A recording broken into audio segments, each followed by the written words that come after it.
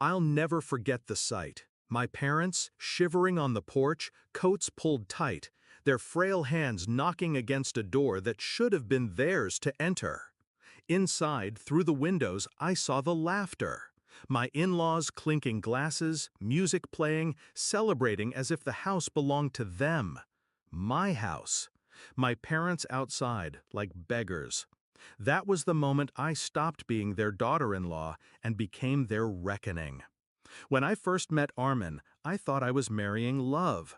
He was charming, ambitious, from a family that carried itself with money and pride. My parents welcomed him with open arms. Simple people, honest people. They gave him trust. He repaid them with cruelty. At first, I didn't notice the divide he built. Small comments. My mother's food was too plain. My father's clothes too cheap. My in-laws laughed at these jabs, and slowly my husband began to echo them. But I thought marriage meant compromise, so I stayed quiet. Until silence became permission. The betrayal revealed itself in fragments. My parents stopped visiting unannounced. My mother's calls grew shorter, her tone strained. One day, I found out why. She had come over when I wasn't home.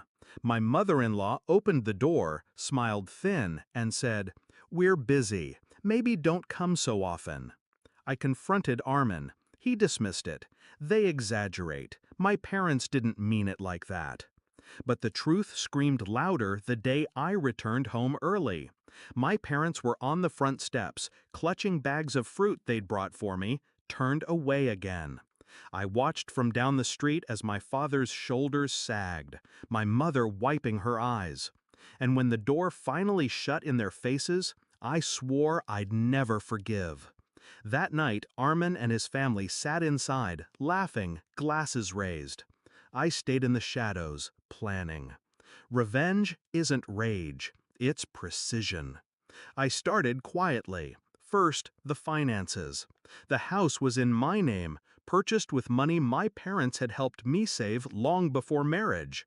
My in-laws thought it was theirs, but legally, every brick was mine. I gathered documents, updated deeds, shifted accounts. Piece by piece, I built walls they couldn't see until it was too late. Next, I studied their weaknesses.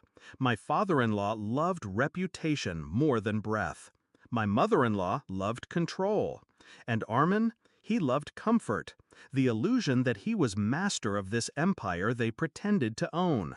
So I stripped each away, one layer at a time. The night of reckoning came sooner than they expected. They planned a lavish party in my house. Invitations sent without asking me. I said nothing. I waited.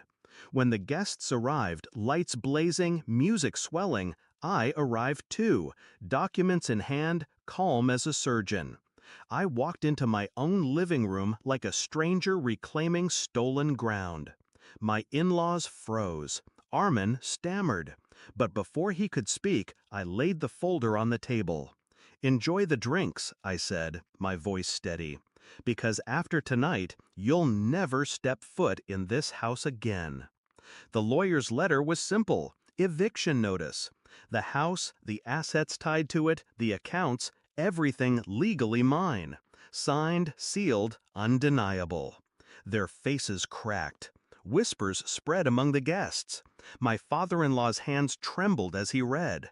My mother-in-law hissed threats under her breath. Armin turned red, demanding explanations. But I didn't shout. I didn't need to. I simply opened the door, and my parents stepped inside. They looked small, uncertain, as if afraid of being turned away again.